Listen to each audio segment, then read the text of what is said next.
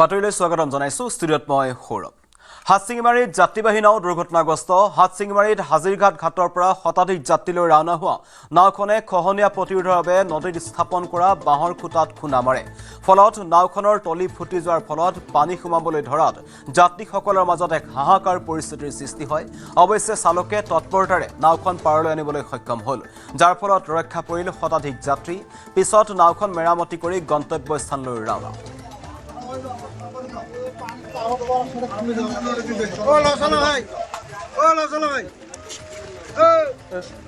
ৰাহুল লাগাই ৰে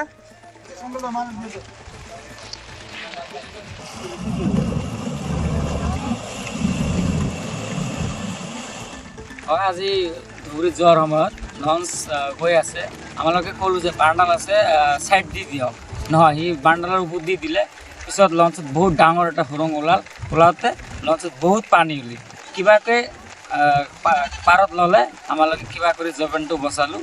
নাজানো তেওঁলোকে এতিয়া আকৌ এইটো লৈ যাব বিচাৰি আছে, এতিয়া আকৌ সেই লঞ্চটোৱে ঘূৰি লৈ যাব বিচাৰিছে। আমি ৰাইজে বাধা কৰি আছোঁ, তথাপি কৈ আছে যে এইটোৱে লৈ যাম। উপায় নাই, আমাৰ কি কৰিম। সিদ্ধাৰ্থ শ্যামকানুৰ পাছত শেখৰজ্যোতি গোস্বামীৰ জামিন আবেদন দাখিল। বিশেষ ফাষ্ট ট্ৰেক আদালতত জামিন বিচাৰি আবেদন কৰা হৈছে। আজি জামিন আবেদনৰ শুনানি গ্ৰহণ কৰিব ন্যায়াধীশ শৰ্মিলা ভূঞাই। হাফলং উপ কাৰাগাৰত কাৰাৰুদ্ধ শেখৰজ্যোতি গোস্বামী। জুবিন হত্যা গোচৰৰ অন্যতম অভিযুক্ত এজন শেখৰজ্যোতি গোস্বামী। কথাটো হ'ল বেইল পিটিশ্যন যিয়ে নকৰক, আপোনাৰ যিকেইজন একিউজড আছে, আমাৰ শুনক, একদম সাধাৰণ ভাষাত কৈছোঁ যে বেইল এটা যেতিয়া একিউজডক বা আসামিক দিয়া হয়, এটা চৰ্তত দিয়া হয় যে আপুনি তাৰিখে তাৰিখে কোৰ্টত আহিব লাগিব। ট্ৰায়েল যেতিয়া শুনানি যেতিয়া হৈ থাকিব আদালতত, তেতিয়া আপুনি তাৰিখে তাৰিখে আহিব লাগিব। কিন্তু আপোনালোকে এটা কথা চাওক, আজিৰ তাৰিখত কোনজন আসামীয়ে সুশৰীৰে কোৰ্টত আহিব পাৰিব? এইটো পৰিৱেশ অসমত নাই, আৰু তেওঁলোকেও ভালকৈ জানে। গতিকে মহামান্য আদালতে যেতিয়া এই কথাত বিচাৰটো কৰিব, জামিন আবেদনৰ ওপৰত তেওঁ মানে ৰায়দানটো দিব, আমি ভাবোঁ নিশ্চয়কৈ এই কথাটো চাব যে আসামীজন তাৰিখে তাৰিখে কোৰ্টত আহিব পাৰিবনে নাই। আৰু যদি নোৱাৰে তেতিয়াহ'লে তেওঁ কোৰ্টৰ পৰা আঁতৰি থাকিব, ট্ৰায়েলটো ইভেট কৰিব, তেওঁ ট্ৰায়েলৰ পৰা দূৰত থাকিব। তেতিয়া কেতিয়াও মানে আমাৰ ভিক্টিমে জুবিন দাই ন্যায়টো নাপাব। গতিকে এইটো কথা আপোনালোকে নিশ্চিত থাকক। আমিও জানো, আমিও ভাবোঁ যে মহামান্য আদালতে এইটো বস্তু নিশ্চয়কৈ বিচাৰ কৰিব যে তেওঁ তাৰিখে তাৰিখে আহিব পৰা অৱস্থাটো আজি অসমত আছেনে নাই। আজিৰ ডেটত এইটোৱে আছে। আপোনালোকে জানে চাৰ্জ ফ্ৰেমৰ কাৰণে 26 তাৰিখে এইটো ফিক্সড আছে। আজি আমাৰ শেখৰজ্যোতি তেখেতৰ বেইল পিটিশ্যনটোৰ ওপৰতে হিয়াৰিং হ'ব মেইনলি, আৰু অবজেকশ্যন ফাইল হ'ব। চাওক, এইটো এটা ৰাইট আছে, ইয়াতে কেঞ্চেল হ'লে হাইকোৰ্ট কেঞ্চেল হ'লে সুপ্ৰিম কোৰ্ট যাব পাৰে। কিন্তু যি কোৰ্টতেই নাযাওক, মই যিটো কথা ক'লোঁ যে এজন আসামী আমাৰ এটা কণ্ডিশ্যনত বেইল দিয়ে যে তেওঁ, আমি যেতিয়া বেইল পিটিশ্যন ফাইল কৰোঁ, আপোনাৰ কাৰণে যেতিয়া বেইল পিটিশ্যন ফাইল কৰোঁ, আমাৰ প্ৰথম কথাটো থাকিব যে আমি তাৰিখে তাৰিখে আদালতত হাজিৰ থাকিম। গতিকে আমাক বেইলটো দিয়ক, মোক জেইলত ৰখা কোনো দৰকাৰ নাই, যিহেতু ইনভেষ্টিগেশ্যন কমপ্লিট হৈছে। কিন্তু আজিৰ তাৰিখত সেইসকল আসামী, কোনো এজন আসামীয়ে সুশৰীৰে কোৰ্টত আহিব নোৱাৰে। আৰু যদি আহিবই পৰা অৱস্থাত আছিল, তেতিয়াহ'লে অসমৰ বিভিন্ন জেগাত তেওঁলোকক কিয় ৰাখিলে? এইটো অসমৰ মানুহে জানে, আৰু মহামান্য বিচাৰপতিসকলে এই কথাটো নিশ্চয়কৈ এবাৰ হ'লেও ভাবি চাব। Thank you. আৰু এটা কথা আছে যে আপোনালোকে আহ্বান জনাইছিলে যে অসমৰ অধিবক্তাসকলক জুবিন গাৰ্গৰ হৈ ওকালতি নকৰিবলৈ, কিন্তু আপোনালোকৰ আহ্বানক নেওচা দি কেইবাগৰাকীও অসমীয়া অধিবক্তাই তেওঁৰ হৈ ওকালতি কৰিছে। নাই, এইটোতো আপুনি ডাঙৰ প্ৰশ্ন কৰিলে যে আমাৰ উকিল সন্থা গুৱাহাটী বা সদৌ অসম উকিল সন্থা আমি এটা আহ্বান জনাইছিলোঁ যে নৈতিকতাৰ খাতিৰত, আমি বাৰে বাৰে কৈছোঁ, প্ৰথম দিনাৰ পৰাই কৈছোঁ, নৈতিকতাৰ খাতিৰত আমাৰ অধিবক্তাসকলে, আমাৰ সদস্যসকলে এই কেছটো কৰিব নোৱাৰে, নালাগে। কিন্তু এইটো আমাৰ কোনো ধৰণৰ দাবী নাছিল, নৈতিকতাৰ খাতিৰত আহ্বান আছিল। কেইজনমান অধিবক্তাই কৰিছে, কিন্তু আপুনি এটা কথা জানি ভাল পাব যে বহুত কেইজন অধিবক্তাই আমাৰ আহ্বানৰ ওপৰত অলপ শ্ৰদ্ধা জনায় বা তেওঁলোকে সন্মান জনায়, তেওঁলোকৰ নৈতিকতাৰ খাতিৰত কিন্তু কেছটো লোৱা নাই। আপোনালোকে চাব, বহুত ভাল ভাল অধিবক্তা ইয়াতে আছে, যিকেইজন আছে তেওঁলোকো ভাল, আমি কোৱা নাই বেয়া বুলি, কিন্তু বহুত কেইজনে বস্তুটো কৰা নাই। এতিয়া কোনোবাইতো কৰিবই, আপোনালোকে ইতিহাস চালে গম পাব। আপোনালোকৰ এজন মানুহক যদি সাংবাদিক এজনক কোনোবাই কিবা এটা কৰে, সেই মানুহজনৰ হৈ আপোনালোকে কেতিয়াও মাত মাতিব, নামাতে নহয়। গতিকে অধিবক্তা তেনেকুৱা আছে যিয়ে মাত নামাতে, আৰু কেনেকুৱা আছে যে এইটো তেওঁলোকৰ ৰাইট হয়, এজন একিউজৰ এইটো ৰাইট হয় যে তেওঁলোকক প্ৰপাৰলি ডিফেণ্ড কৰিব লাগে। যদি ডিফেণ্ড নকৰে, সুপ্ৰিম কোৰ্টত সেইটো এটা তেওঁলোকে প্লি ল'ব যে আমি ট্ৰায়েলৰ সময়ত প্ৰপাৰ ডিফেন্স লয়াৰ নাপালোঁ।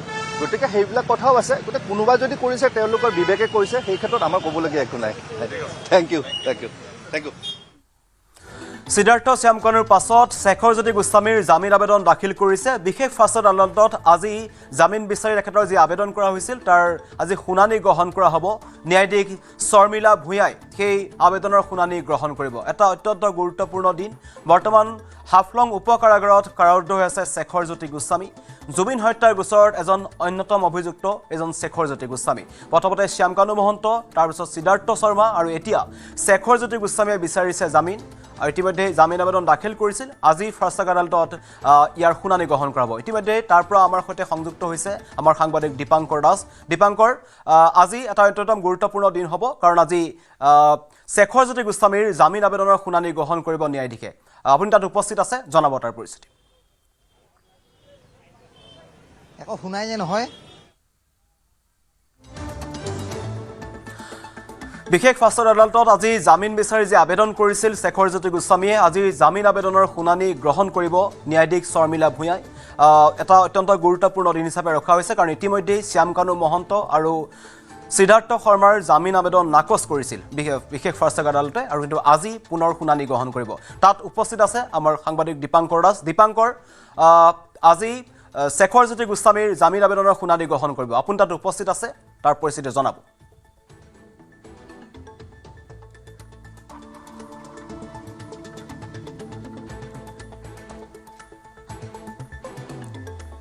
মই মুহূৰ্তত স্পেচিয়েল কোৰ্টৰ বাহিৰভাগত উপস্থিত আছোঁ আৰু আটাইতকৈ এটা গুৰুত্বপূৰ্ণ দিন আজি আৰু যদি চোৱা যায় তেতিয়াহ'লে জুবিন গাৰ্গৰ সেই মৃত্যু 19 ছেপ্টেম্বৰ আৰু আজি প্ৰায় 18 মে চোৱা যায় যদি তেতিয়াহ'লে প্ৰায় 8 মাহ সময় হ'ল আৰু 8 মাহ ধৰি যিদৰে কোৰ্টত এই গোটেই ঘটনাটোক লৈ যিধৰণে বিচাৰ প্ৰক্ৰিয়াটো চলি আছে আৰু সেই বিচাৰৰ আজিৰ দিনটোত বিশেষকৈ শেখৰজ্যোতি গোস্বামীৰ জামিন আবেদনক লৈ আজি বিশেষকৈ ভিতৰ ভাগত বৰ্তমান শুনানিৰ যি বিচাৰ প্ৰক্ৰিয়া সেয়া চলি আছে যোৱা 30 এপ্ৰিলত আমি লক্ষ্য কৰিছিলোঁ শ্যামকানু মহন্তৰ যিটো বিচাৰাধীন থকা যিটো তেওঁৰ আবেদন সেই আবেদনত তেওঁ জামিন নাকচ হৈছিলে 4 মে'ত আমি লক্ষ্য কৰিছিলোঁ যি সিদ্ধাৰ্থ শৰ্মা জুবিন গাৰ্গৰ মেনেজাৰ তেওঁৰ জামিন নাকচ হৈছিলে আৰু আজি তাৰ প্ৰায় কেইবাটা দিন পিছত যদি লক্ষ্য কৰোঁ তেতিয়াহ'লে প্ৰায় আজি 18 মে আৰু আজি শেখৰজ্যোতি গোস্বামী যিগৰাকী শেখৰজ্যোতি গোস্বামী জুবিন গাৰ্গৰ সহবাদ্যযন্ত্ৰী এগৰাকী সহশিল্পী হিচাপে তেওঁ কৰ্মৰত হৈ আছিল আৰু দেখিবলৈ পোৱা গৈছিল তেওঁ সেই ছিংগাপুৰত যিটো ঘটনা সংঘটিত হৈছিল সেই ঘটনাত তেওঁ